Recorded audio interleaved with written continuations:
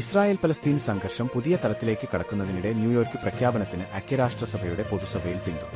നിലവിൽ ഗാസ മുനമ്പിന്റെ നിയന്ത്രണം വഹിക്കുന്ന ഹമാസിന്റെ പങ്കാളിത്തമില്ലാതെ ദ്വിരാഷ്ട്ര പരിഹാരം എന്ന ന്യൂയോർക്ക് പ്രഖ്യാപനത്തെ ആണ് ഇന്ത്യ അടക്കമുള്ള രാജ്യങ്ങൾ യുഎന്നിൽ പിന്തുണച്ചത്. കാർഷിക വ്യാപാര മേഖലയിൽ വൻ കുതിപ്പിന് ലക്ഷ്യമിട്ട് ലുലു ഗ്രൂപ്പ് ഇന്റർനാഷണലുമായി സഹകരിക്കാൻ ഒരുങ്ങി കസാഖ്സ്ഥാൻ. സഹകരണവുമായി ബന്ധപ്പെട്ട കാര്യങ്ങൾ ചർച്ച ചെയ്യാനായി കസാഖ് പ്രധാനമന്ത്രി ഓൾഷാസ് ബെക്ടനോവ് ലുലു ഗ്രൂപ്പിന്റെ സ്ഥാപകനും ചെയർമാനുമായ എം.എ. യൂസഫലിയുമായി നേരിട്ട് കൂടിക്കാഴ്ച നടത്തി. കാർഷിക വ്യവസായ മേഖലയിലെ സംയുക്ത നിക്ഷേപ പദ്ധതികളും വ്യാപാര സാധ്യതകളും യോഗത്തിൽ ചർച്ചാ വിഷയമായി. അമേരിക്കയിൽ ഇന്ത്യക്കാരുടെ മനസ്സിൽ വീണ്ടും ആശങ്ക വിതച്ച് ഇന്ത്യൻ വംശജന് മേൽ ആക്രമണം. ക്യൂബൻ പൌരനാണ് കർണാടകയിൽ നിന്നുള്ള മോട്ടൽ മാനേജനായിരുന്ന ചന്ദ്രമൌലി നാഗമല്ലയ്യ 50 അതിക്രൂരമായി തലയെടുത്ത് കൊലപ്പെടുത്തിയത്. യുഎസിലെ ഡാളസിലായിരുന്നു ഇന്ത്യക്കാരെ നടുക്കിയ സംഭവം കഴിഞ്ഞ ദിവസം ഉണ്ടായത്. ഭാര്യയുടെയും മകന്റെയും കൺമുന്നിലാണ് കൊലപാതകം നടന്നതെന്ന് ദൃക്സാക്ഷികൾ പോലീസിനോട് പറഞ്ഞു. തമിഴ്നാട്ടിൽ തിരഞ്ഞെടുപ്പ് അടുത്ത വർഷം നടക്കാനിരിക്കെ അതിനു മുന്നോടിയായുള്ള നീക്കങ്ങൾ സജീവമാണ്. വിവിധ പാർട്ടികളിൽ തമ്മിൽ സഖ്യവും പുതിയ പാർട്ടികളുടെ ഉദയവും ഒക്കെയായി പ്രക്ഷുബ്ധമാണ് തമിഴ് രാഷ്ട്രീയം. അവിടേക്കാണ് വിജയെ പോലെയുള്ള വലിയൊരു താരം രാഷ്ട്രീയ പ്രവേശനം നടത്തിയതും തന്റെ ആരാധകരെ മുഴുവൻ ഒപ്പം നിർത്തി അടുത്ത തിരഞ്ഞെടുപ്പിന് നേരിടാൻ ഒരുങ്ങുന്നതും.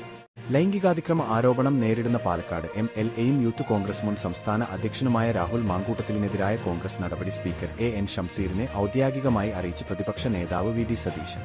രാഹുൽ മാങ്കൂട്ടത്തിലിനെ കോൺഗ്രസ് പ്രാഥമികാംഗത്വത്തിൽ നിന്ന് പുറത്താക്കിയതാണ് എന്ന് സതീശൻ സ്പീക്കറെ അറിയിച്ചു. അനധികൃത സ്വത്ത് സമ്പാദന ആരോപണങ്ങളുടെ പേരിൽ വെട്ടിലായിരിക്കുകയാണ് യൂത്ത് ലീഗ് നേതാവ് പി.കെ. ഫിറോസ്.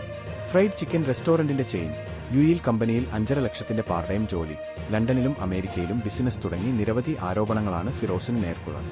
മലയാളത്തിന്റെ പ്രിയനടൻ മമ്മൂട്ടിയെ പൊതുമധ്യത്തിൽ കണ്ടിട്ട് നാളുകൾ ഏറെയായി.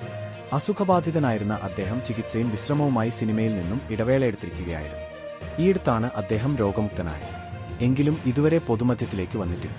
മമ്മൂട്ടിയുടെ രോഗം എന്തായിരുന്നുവെന്നും ചികിത്സയ്ക്ക് അമേരിക്കയിൽ പോയെന്നും പലതരത്തിലുള്ള പ്രചരണങ്ങൾ സോഷ്യൽ മീഡിയയിൽ നടന്നിരുന്നു. നടൻ മമ്മൂട്ടിക്ക് പിറന്നാളാശംസകൾ നേർന്ന നടി നയൻതാര ചക്രവർത്തിക്ക് നേരെ സൈബർ അധിക്ഷേപവുമായി പാപ്പരാസികൾ. ഇക്കഴിഞ്ഞ സെപ്റ്റംബർ 7-നായിരുന്നു മമ്മൂട്ടിയുടെ പിറന്നാൾ. താരത്തിന്റെ 74 പിറന്നാളായിരുന്നു ഇത്. അനാരോഗ്യം കാരണം അല്പനാളായി മമ്മൂട്ടി സിനിമയിലും പാതുവേദിയിലുമൊന്നും സജീവമായിരുന്നില്ല. അടുത്തിടെ അദ്ദേഹത്തിന്റെ ആരോഗ്യം മെച്ചപ്പെട്ടിരുന്നു.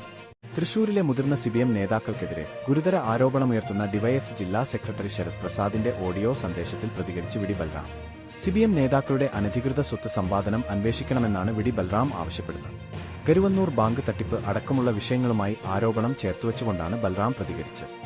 ഓസ്ട്രേലിയയിലെത്തിയ നവ്യ നായരുടെ കൈവശം മുല്ലപ്പൂ കണ്ടെത്തിയതിന്റെ പേരിൽ 1 ലക്ഷത്തിലേറെ തുക പിഴ ചുമത്തിയത് വലിയ വാർത്തയായിരുന്നു. മലയാളി സംഘടനയുടെ ഓണപരിപാടിയിൽ പങ്കെടുക്കാൻ മെൽബൺ വിമാനത്താവളത്തിൽ എത്തിയപ്പോഴാണ് എയർപോർട്ട് അധികൃതർ പിഴ ചുമത്തിയത്. നവിയുടെ കൈവശം മുല്ലപ്പൂ ഉണ്ടായിരുന്നതായി ഡിക്ലെയർ ചെയ്തിരുന്നു. വിദേശ രാജ്യങ്ങളിൽ നിന്നുള്ള സസ്യ ഉൽപ്പന്നങ്ങൾക്ക് ഓസ്ട്രേലിയയിൽ കർശന നിയന്ത്രണമുള്ളതിനാലാണ് പിഴ ചുമത്തിയത്.